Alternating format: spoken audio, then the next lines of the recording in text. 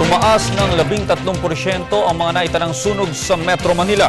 At upang pag-usapan at malaman natin kung ano ba ang mga dahilan nito, makakausap natin sa linya ng telepono si National Disaster Risk Reduction and Management Council spokesperson Major Reynaldo Balido. Sir, magandang umaga po sa inyo. Magandang umaga rin at magandang umaga sa ating mga manunood. Sir, sa kabila po ng mga ginawang paraan para maibsan itong mga nangyayaring sunog, bakit po kaya tumaas ng 13% ang mga sunog sa Manila? Opo, yun nga po, tumaas.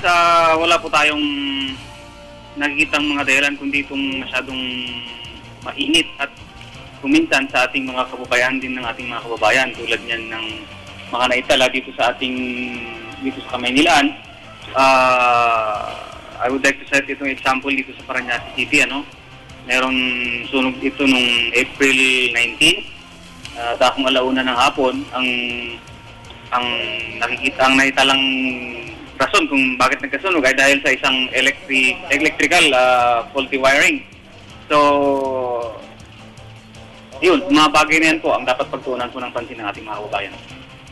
So sir, sa inyo pong datos, karamihan ng mga ugat ng sunog na ito ay dahil sa kapabayaan? Hindi po natin may kakaila na yan po yung sa kababayan po nating mga kababayan. Tulad nga po niyan, sa ito pang mga kaso, kung ang isang pamilya o isang tahanan ay gumagamit ng gasera o ng kandila, ang tendency po niyan ay mapabayaan po natin.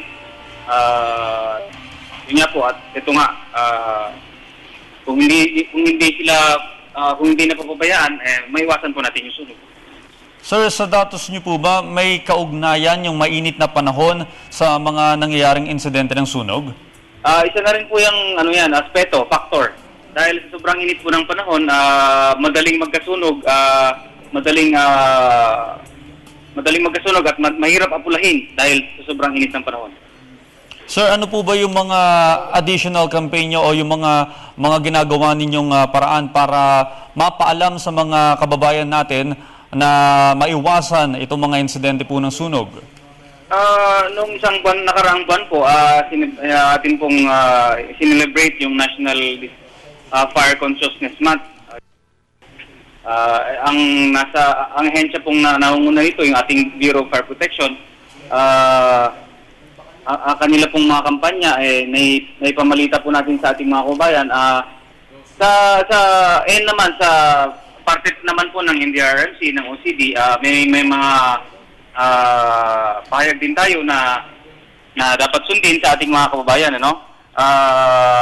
Tulad yan, kung ang ginagamit natin ay mga gasera o kandila, dapat natin yan bantayan. And kung lalabas po tayo ng bahay, tiyaking walang leak yung ating mga LPG, yung mga gasol natin. At saka bantayan din po natin ang ating mga niluluto, baka naman masunog. At huwag mag-iman ng mga posporo at nakasinding kandila at sigarilyo, lalo na sa mga kama, sa mga naninigarilyo sa kama. At sa ating mga electrical wirings naman, atin pong ipacheck, hayaang mag-overload. At alisin sa mga bahay ang mga bagay na madaling magliyab gaya ng mga papel at langis na basahan. Yun lang po. Maraming salamat, Major Reynaldo Balido, para sa mga mensahe niyan at sana makaiwas na sa mga insidente ng sunog ang karamihan ng ating mga kababayan. Okay, maraming salamat at magandang umaga.